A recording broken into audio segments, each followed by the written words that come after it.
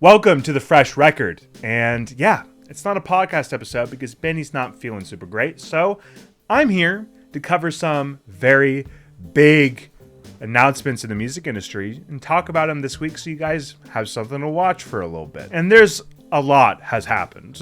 And probably some of the topics that we're going to cover kind of moved on, but I thought it would be fun to talk about them for a quick second. One I do want to hit is the TikTok versus Universal situation. I think it's a very interesting topic, but could go on forever and ever. And as it evolves and continues, we're going to see more takes and more different things happening with it.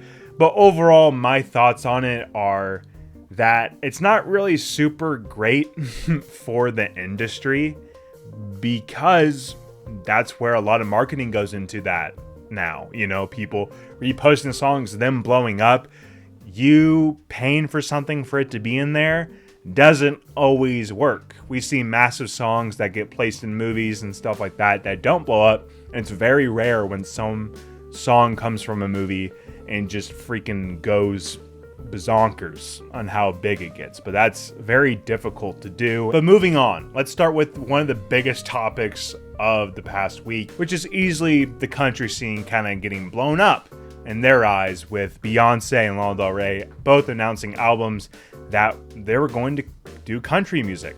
I think that's incredible. Really cool to see different takes on music. And for me, country music has always been storytelling and deep emotions and very simple instruments to make a song really emotional, not super high production as we see in rap songs. So I think it's fun that these big artists are going down to that level because they want to do something new, probably be more emotional in their records. So that's exciting to me. But the world is kind of pissed off at this situation. And that has me asking, why the fuck are you? We have seen countless artists go out of their genres and no word about it. Not as big as this.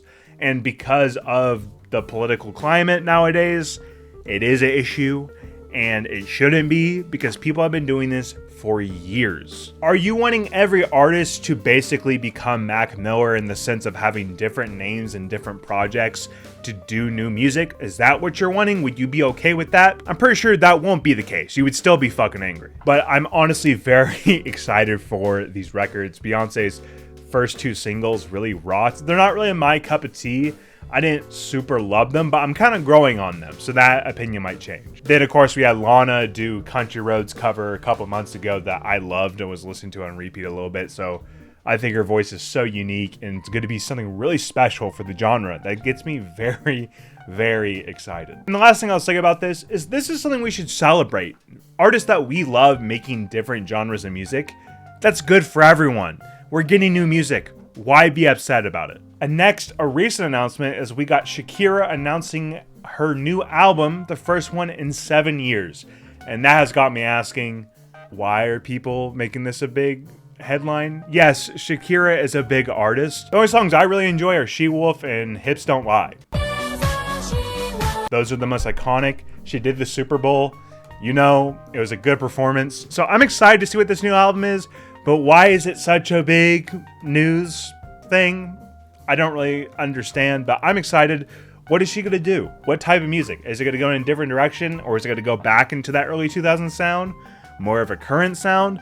What are we going to get? I'm excited to see the new single for whatever this turns out to be. One of the most interesting topics to come from last week is that the announcement of Sunflower by Post Malone and Swae Lee is the first ever song to ever achieve a double platinum album, which is insane. The one before it that was close was Old Town Road, which had a big presence from culture and taking news stories by storm and stuff like that. So that was insane. And for Sunflower to beat it kind of feels insane to me. First of all, Sunflower was a song that was created for the movie Spider-Verse.